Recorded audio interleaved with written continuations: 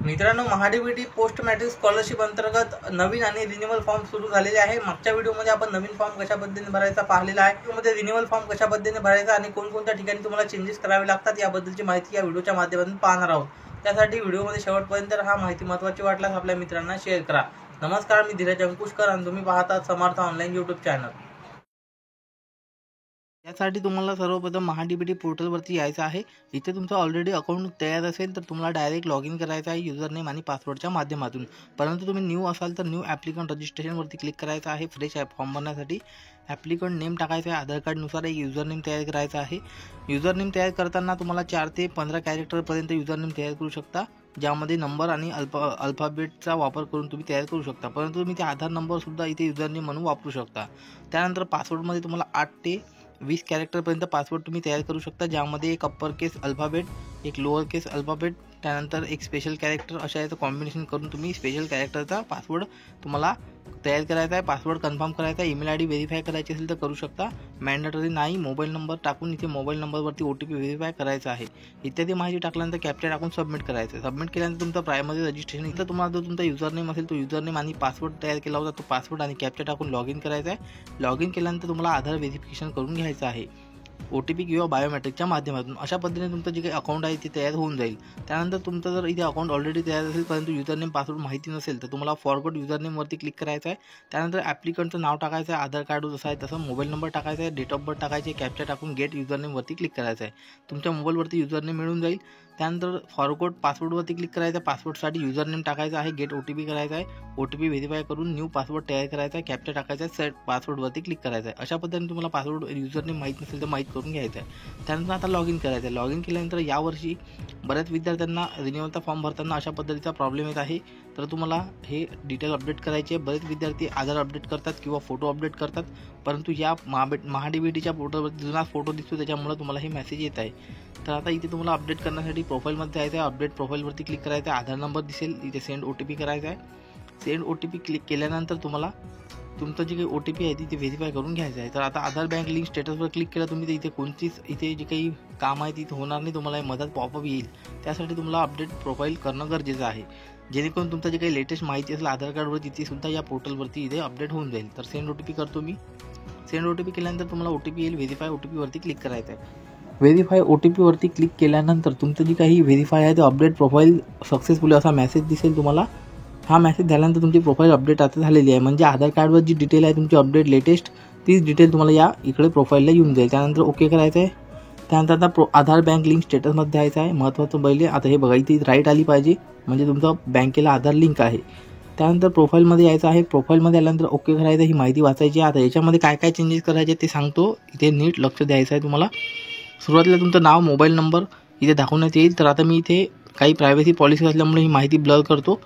याच्यामध्ये तुम्हाला काय काय चेंज करायचे, कास्ट सर्टिफिकेट डिटेल तुम्हाला काही चेंज करायचं काम नाही, रिन्युअलचा फॉर्म असेल तर, आणि फ्रेश असेल तर तुम्हाला भरावं लागेल। फक्त डायरेक्ट इन्कम सर्टिफिकेट इन्कम डिटेलमध्ये यायचं आहे। इन्कम डिटेलमध्ये आल्यानंतर तुम्हाला इन्कम टाकायचं आहे, चालू वर्षाचा उत्पन्नाचा दाखला काढायचा आहे, 31 मार्चपर्यंत व्हॅलिड असणारा। ते कसा काढायचा व्हिडिओ ऑलरेडी बनवलेला आहे, तो व्हिडिओ तुम्ही पाहू शकता। त्यानंतर तुम्हाला उत्पन्न टाकायचं त्यावरती बघून, त्यानंतर त्यावरतीच बघून तुम्हाला सिरियल नंबर टाकायचा आहे, इश्यूइंग कोणं केलं, तहसीलदार, त्यानंतर ते जे काही उत्पन्न दाखला आहे ते PDF अपलोड करायचे आहे, त्याची इश्यूइंग डेट टाकायची आहे। एवढी माहिती चेंज करायची आहे। बाकी डोमिसाईलमध्ये काही चेंजेस होणार नाही। आणि जे काही तुमचं जनधन अकाउंट असेल त्याची लिमिट असेल तर तुम्ही येस करू शकता, आणि जर तुमचं जनधन अकाउंट नसेल तर तुम्ही इथे नो करू शकता। त्यानंतर बँक डिटेलमध्ये तुम्हाला बँक अकाउंट नंबर आणि IFSC कोड इथे टाकायचा आहे। त्यानंतर बँक अकाउंट नंबर आणि IFSC कोड टाकल्यानंतर ब्रँचचे नेम ऑटोमॅटिक इथे येऊन जाईल। त्यानंतर सेव्ह ऑप्शनवरती क्लिक करायचं आहे। तर मी सर्व माहिती इथे भरून घेतलेली आहे। आता इन्कम सर्टिफिकेटसुद्धा अपलोड केलेलं आहे। अशा पद्धतीने मेसेज अपलोड झाल्यानंतर तुम्ही इन्कम सर्टिफिकेट पाहू शकता।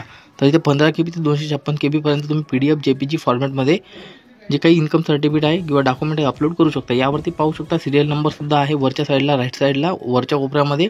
त्यानंतर खालच्या साईडला तुम्हाला लेफ्ट साईडला जे काही इश्यूइंग डेट आहे ते मिळून जाईल, आणि मधामध्ये जे काही इन्कम आहे ते सुद्धा मिळून जाईल। 1 वर्षाचा उत्पन्न दाखला किंवा 3 वर्षाचा उत्पन्न दाखला तुम्ही देऊ शकता। त्यानंतर जे काही इश्यूइंग डेट आहे, उत्पन्न दाखला कधी इश्यू झाला ती डेट त्या उत्पन्नाच्या दाखल्यावरती बघून तुम्हाला इथे टाकायची आहे।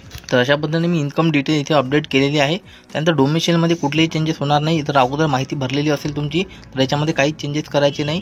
बाकी इथे फक्त तुम्हाला जे काही बँकेचा अकाउंट नंबर आणि IFSC कोड आहे ते टाकायचा आहे. ब्रँच नेम ऑटोमॅटिक येऊन जाईल आणि सेव्ह ऑप्शनवरती क्लिक करायचं आहे. इत्यादी माहिती जर तुम्ही भरली असेल तर तुम्हाला सेव्ह करायचं आहे. एकदा तुम्हाला पुन्हा व्हेरीफाय करायचं आहे इन्कम डिटेल बरोबर टाकलेली आहे का, त्यानंतर इन्कम डिटेलचा जो काही सर्टिफिकेट नंबर आहे तो व्यवस्थित टाकलेला आहे का, इन्कमची जी काही PDF आहे ती आपण लेटेस्ट PDF अपलोड केलेली आहे का किंवा JPG फॉर्मॅटमध्ये, त्यानंतर इश्यूइंग डेट टाकलेली आहे का एवढं चेक करायचं आहे आणि अकाउंट नंबर. त्यानंतर सर्व माहिती भरल्यानंतर सेव्ह ऑप्शनवरती क्लिक करायचं आहे. आता तुम्ही ॲड्रेस डिटेलमध्ये आलेले आहात.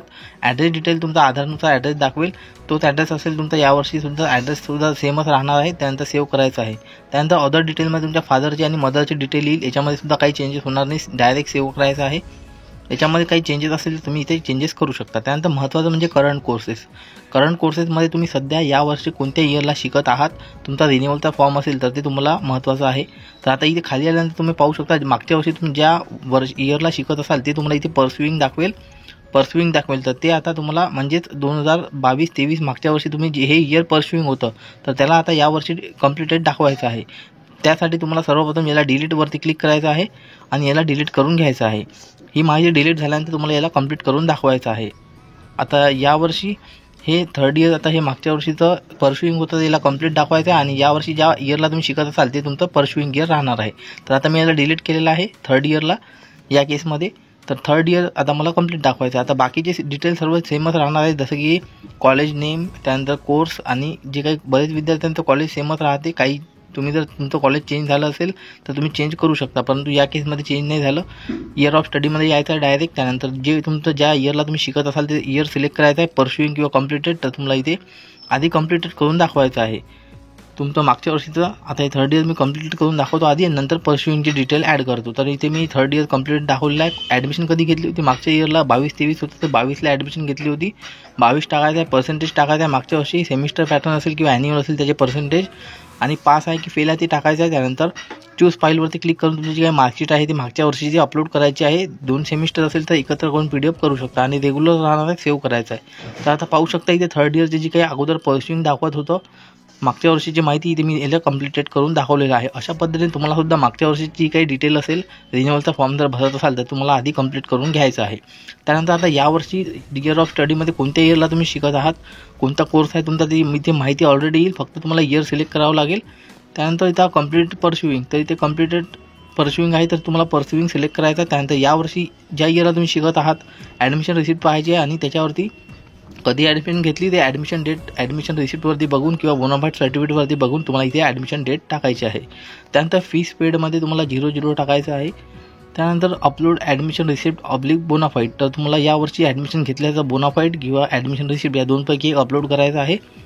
आणि त्यानंतर तुम्हाला इथे साईजसुद्धा पाहू शकता 15 KB ते 256 KB मध्ये PDF JPGमध्ये अपलोड करू शकता. बाकी मोडमध्ये रेग्युलरच राहणार आहे आणि सेव्ह ऑप्शनवरती क्लिक करायचं आहे. तर एवढेच चेंजेस तुम्हाला बरोबर करायचे आहे. हे जर तुमचं बरोबर असेल तर तुम्हाला पुढे काही अडचण येणार नाही. त्यानंतर तुम्ही पास्ट क्वालिफिकेशनमध्ये याल. पास्ट क्वालिफिकेशनमध्ये आल्यानंतर तुम्हाला इथे एवढी माहिती दाखवेल 10ची, त्यानंतर 10वी 12वी आणि इथे 11वीची सुद्धा माहिती दाखवेल. तर काही विद्यार्थ्यांच्या केसमध्ये 11वीची माहिती दाखवली नाही तरी काही प्रॉब्लेम येणार नाही. आणि हॉस्टेल डिटेलमध्ये तुम्हाला डे स्कॉलर असेल तर डे स्कॉलर आणि हॉस्टेल असाल तर हॉस्टेलची माहिती भरून सेव्ह ऑप्शनवरती क्लिक करायचं आहे.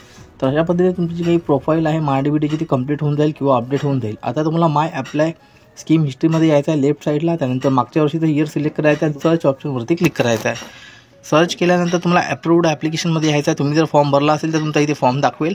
हा जो काही ॲप्लिकेशन ID आहे तो ॲप्लिकेशन ID तुम्हाला कॉपी करायचा आहे.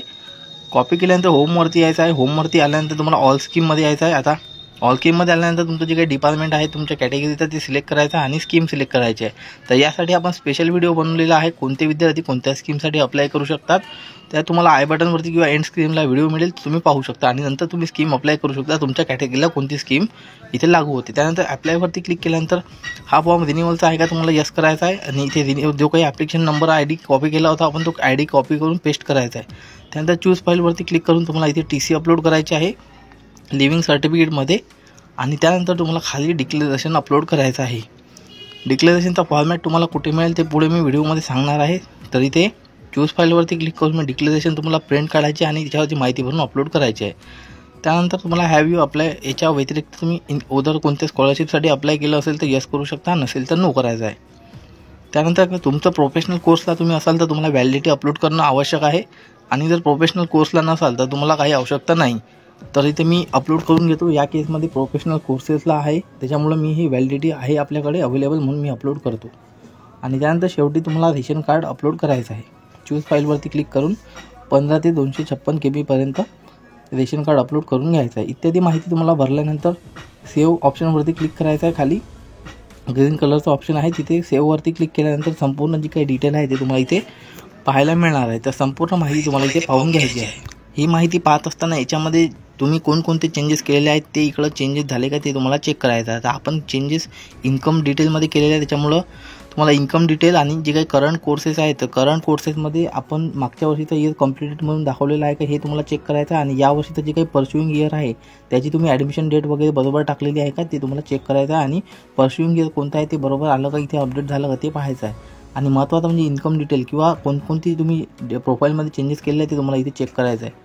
त्यानंतर खाली यायचं आहे, व्ह्यू डिटेलवरती यायचं आहे डॉक्युमेंट, आणि इथे एक एक डॉक्युमेंट तुम्हाला चेक करायचं आहे. जसं की डोमेस्टिक सर्टिफिकेट आपण चेंज नव्हतं केलं त्याच्यामुळे जुनच दाखवेल. व्ह्यूवरून तुम्ही व्ह्यूवरती क्लिक करून पाहू शकता. त्यानंतर इन्कम सर्टिफिकेट आहे, इन्कम सर्टिफिकेटसुद्धा व्ह्यू करून पाहू शकता बरोबर आपलं यावर्षीचं अपलोड केलेलं आहे का. त्यानंतर कास्ट सर्टिफिकेट आहे. त्यानंतर कास्ट सर्टिफिकेटच्या नंतर तुम्ही आत्तापर्यंत अगोदर तुमचं फर्स्ट इयर कंप्लीट असेल किंवा सेकंड इयर कंप्लीट असेल, जे तुमचे इयर कंप्लीट असतील त्याच्या तुम्हाला इथे मार्कशीट दिसतील. आणि जे इयर तुमचं सध्या परस्युइंग आहे म्हणजे सध्या ज्या इयरला तुम्ही शिकत आहात त्याचं तुम्हाला ॲडमिशन रिसिप्ट किंवा बोनाफाईड जे तुम्ही अपलोड केलं असेल ते इथे तुम्हाला दिसून जाईल.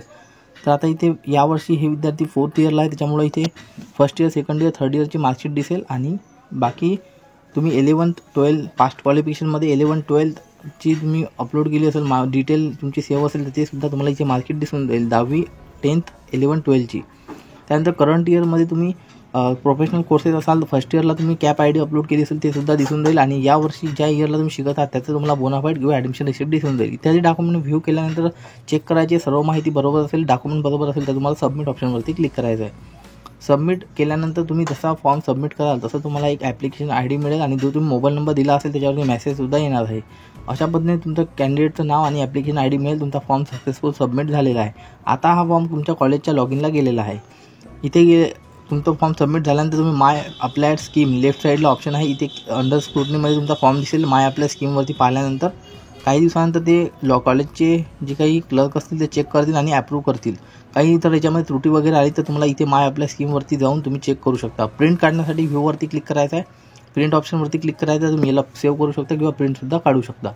आणि महत्त्वाचं म्हणजे डिक्लेरेशन फॉर्म लेफ्ट साईडला आहे. डिक्लेरेशन फॉर्मसाठी तुम्हाला डिक्लेरेशन फॉर्मवरती क्लिक करायचं आहे, तुमचं डिपार्टमेंट निवडायचं आहे, स्कीम निवडायची आहे इत्यादी. स्कीम आणि डिपार्टमेंट निवडल्यानंतर इथे डाउनलोडचं ऑप्शन दिसेल, डाउनलोडवरती क्लिक करायचं आहे. याच्यावरती तुमच्या वडिलाचं नाव, तुम्ही कोणत्या इयरला शिकत आहात, कोणत्या कॉलेजमध्ये आहात इत्यादी बेसिक माहिती, कोणत्या स्कीमसाठी केलेलं आहे सर्व माहिती भरून तुम्हाला माहिती स्कॅन करून अपलोड करायचं आहे डिक्लेरेशनमध्ये. तर अशा पद्धतीने मित्रांनो ही संपूर्ण माहिती किंवा हा फॉर्म भरायचा होता. या संदर्भात तुमच्या मनात काही प्रश्न असतील किंवा काही अडचणी असतील तर कमेंट करून अवश्य विचारा. त्यानंतर महत्त्वाचं म्हणजे हे जे काही फॉर्मची प्रिंट तुम्ही काढसाल ते फॉर्मची प्रिंट आणि जे काही याच्यामध्ये डॉक्युमेंट अपलोड केलेले आहेत ते सर्व डॉक्युमेंटची झेरॉक्स कॉपी तुम्हाला ऑफलाईन पद्धतीने कॉलेजला सबमिट करायचं आहे. भेटूया नवीन माहितीवर नवीन अपडेट्ससह नवीन व्हिडिओमध्ये. धन्यवाद.